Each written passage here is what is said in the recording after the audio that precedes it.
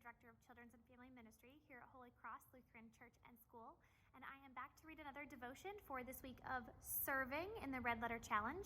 We're on devotion number 23, and the red letter words of Jesus that we are studying today come from Matthew 22, verse 39, where Jesus says, "Love your neighbor as yourself."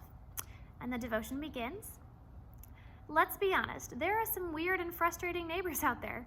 Some are too loud, some are too dirty, some let their yards go, some let their kids go crazy, some have way too many cats for our liking, and some even steal our internet signals.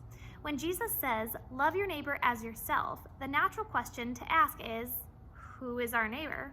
A Jewish expert in the law asked Jesus that exact question. He wanted to know who was considered his neighbor, so he knew who he had to help and who he didn't have to help. Jesus went on to tell this story that we called the story of the Good Samaritan. It's of a man who was stripped, beaten, and laid on the side of the road, all bloodied up and in need of help. Two so-called righteous people, who would be considered priests or pastors today, pass this man on the side of the road and they do nothing. Then a third man passes by. He is a Samaritan man, which means that he was from the rival town of the man who was beaten up. He sees this rival and he sees that he's in need and he takes care of him. Jesus was essentially telling us that anyone who is in need is our neighbor. Being a neighbor doesn't mean just the people that you live next door to, though they are also your neighbors.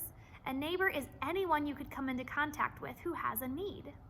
Let's face it, most of the time we don't walk on a road and see someone bloodied up who needs our help.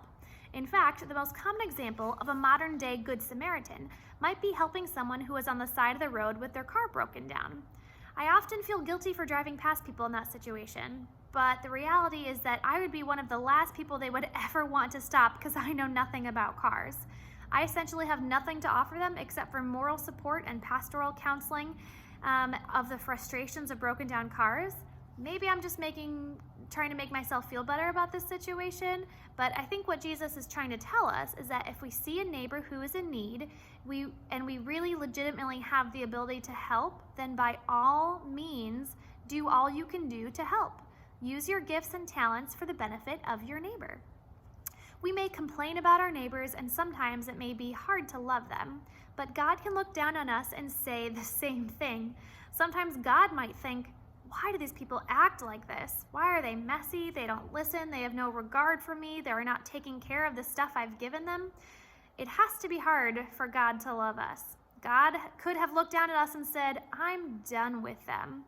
Instead, God looked down upon us and said, they need my help.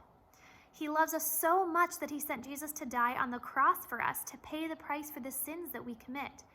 Through his death and resurrection, all who believe in him are given eternal life when they die, and eternal life now as we participate in the work with him of bringing his kingdom to the world.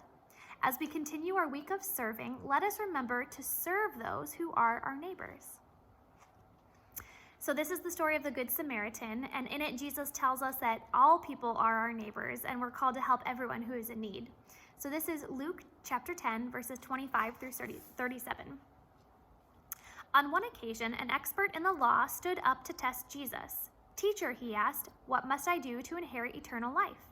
What is written in the law, he replied. How do you read it? He answered, love the Lord your God with all your heart and with all your soul and with all your strength and with all your mind, and love your neighbor as yourself. You have answered correctly, Jesus replied. Do this and you will live. But he wanted to justify himself, so he asked Jesus, and who is my neighbor? In reply, Jesus said, a man was going down from Jericho to Jerusalem when he was attacked by robbers. They stripped him of his clothes, beat him, and went away, leaving him half dead. A priest happened to be going down the same road, and when he saw the man, he passed by on the other side. So too a Levite, when he came to the place and saw the man, he passed by on the other side. But a Samaritan, as he traveled, came where the man was. And when he saw him, he took pity on him. He went to him and bandaged his wounds, pouring oil and wine. Then he put the man on his own donkey, brought him to an inn, and took care of him. The next day he took out 2 denarii and gave them to the innkeeper. Look after him, he said, and when I return, I will reimburse you for any extra expense you may have.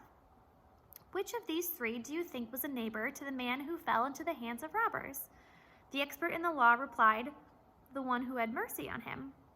Then Jesus told him, go and do likewise.